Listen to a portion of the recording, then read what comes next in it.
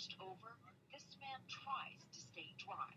All he has for shelter, a piece of tarp and branches. He is one of hundreds of Syrians living in squalor and fear, just a stone's throw from the Turkish border. So we're just right now on the very edge of this makeshift camp, and you can see these crude tents that people have strung up for shelter. It's just started to rain now. It's just a plastic tarp. But I'm riding. Crammed together, 6 families, their feet caked in mud. Mothers trying to provide their children what comfort they can.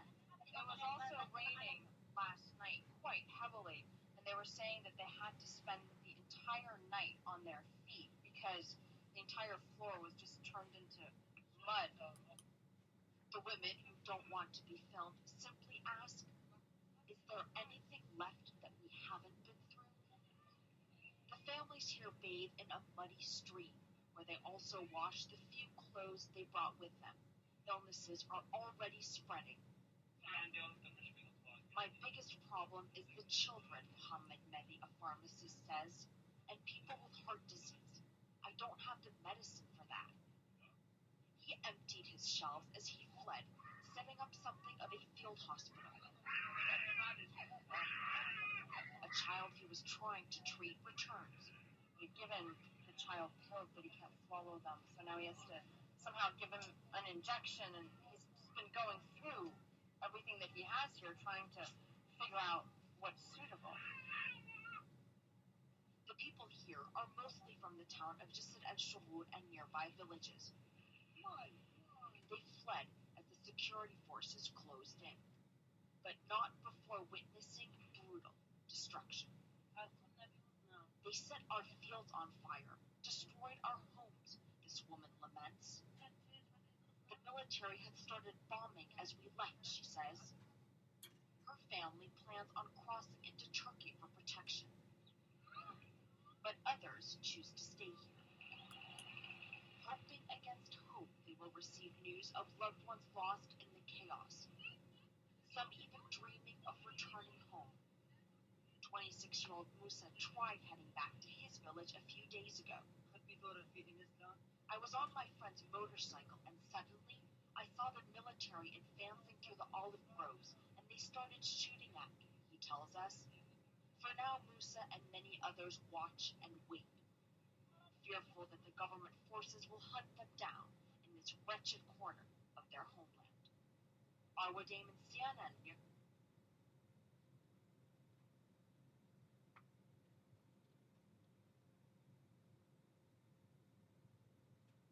I teach English as a second language at Three Rivers Community College, and I have students from all over the world.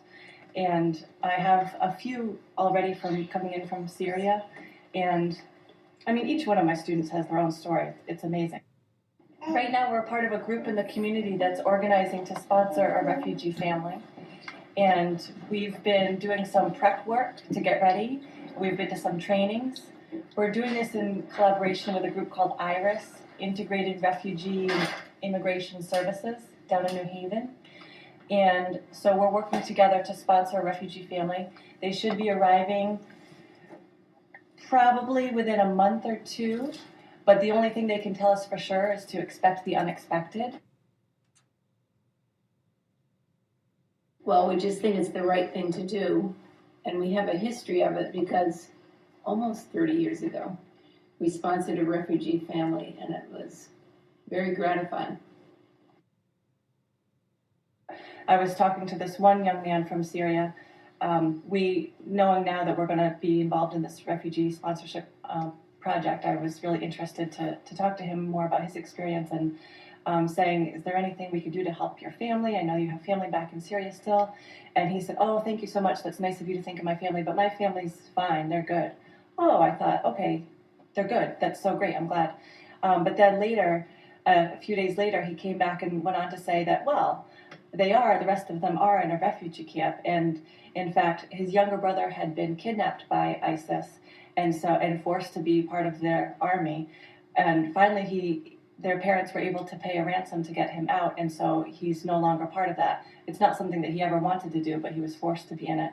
But now his parents know that they would never be able to get sponsored. They would never be able to get out of the refugee camp because of his brother's experience in ISIS.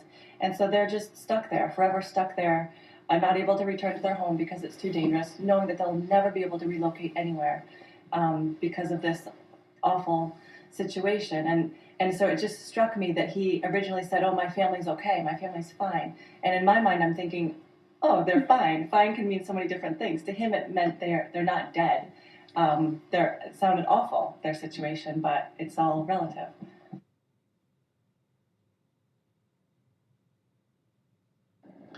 Al-Muhallab, Tamim.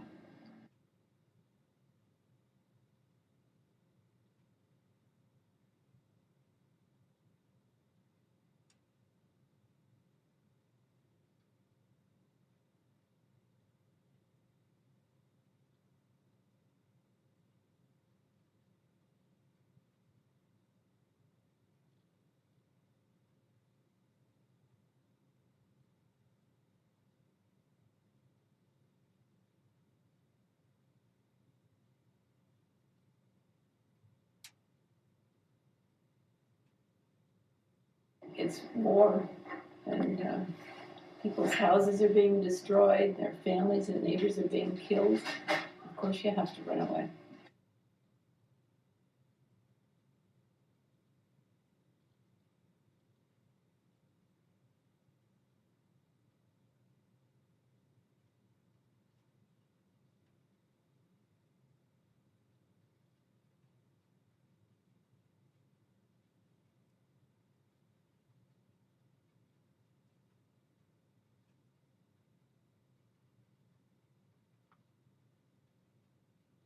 The refugees who comes to the United States, they are rich, so they are willing to come to the United States and get a visa. But most of the refugees from Syria, they are like go to Europe and they pay money for that trip. Like they pay the smuggler to get him across the, from Turkey to Greece, and from Greece to Italy, and that's how it goes.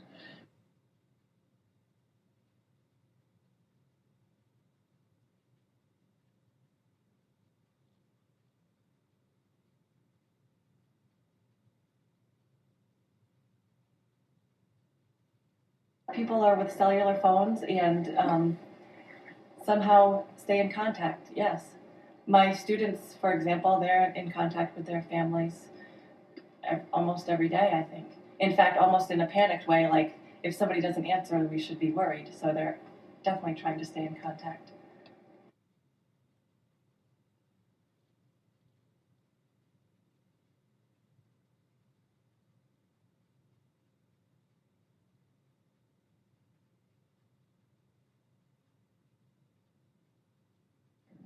I mean, they leave everything. It's only they take like what is important to them, which is like kids, the clothes on their self, and that's pretty much because the smuggler, when they do agree about the price, the smuggler that will tell them, I only take you by yourself.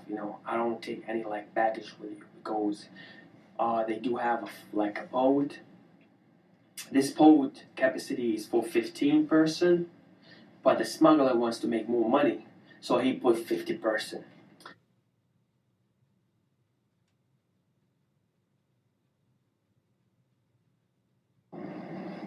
When our Laotian friends first came, the first night they stayed at our house, and our daughter Vicky here, who was just talking, was 10 at the time. And I said to her, "Let's go to the store and we're going to get some brand new pajamas and underwear for these girls. We can guess their sizes." And Vicky thought, why wouldn't they have their own underwear and their own pajamas?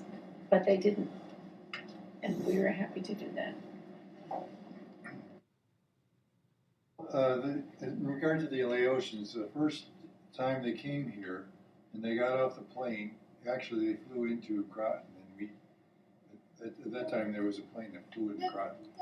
But anyway, we went all of us from the church went down there to greet them, and they came off the plane, all 7 of them, and all they carried was one cardboard box, for all 7 of them. They didn't even have a suitcase. They just had a cardboard box.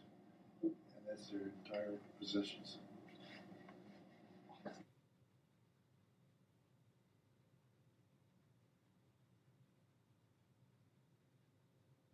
Pretty much it's very hard to adjust to American life, and I don't think myself I'm adapted to American life.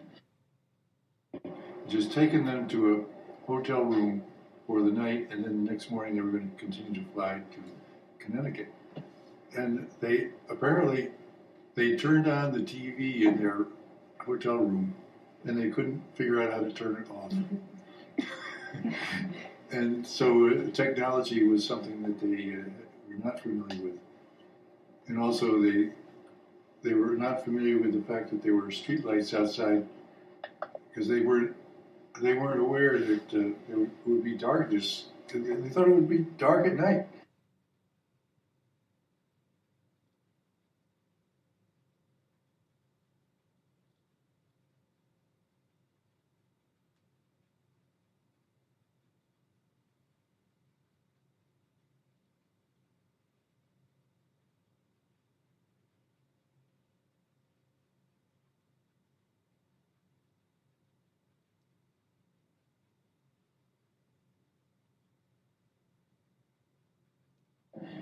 And I'm grateful for we are able here to work and support our family. And I always think about other family who they don't have anybody unless they do have their God, which is Allah, and how they make it, it's just like miracle. What's so good about empowering a family to live in our country and have the same privileges and benefits that pretty much most of the people in Ledyard have. So it's a win-win situation. Good for us, good for them. Something that the person at the training said the other day is that in all the families that they've helped to sponsor, when the family first arrives here, they've asked them after they've been here for a couple of days, what do you need? What else do you need? We have the house for you. Is there anything more for food we can get you? Is there any other household supplies you need? What do you need? What can we do for you? And so many people say that out of all the other things that they could be needing right then, they're probably needing a lot of things, but so many of them have said, what we need here in this country is respect. And they've been leaving their homeland and traveling all over the place and waiting so long and been so spit on and stepped on, and all they really want is to be respected. And so I think that that's the number one thing that we can do for people. Imagine there's no country. It isn't hard to do. Nothing to kill or die for. And no religion too. Imagine all the people living life in peace. You may say I'm the dreamer, but I'm not the only one. I hope someday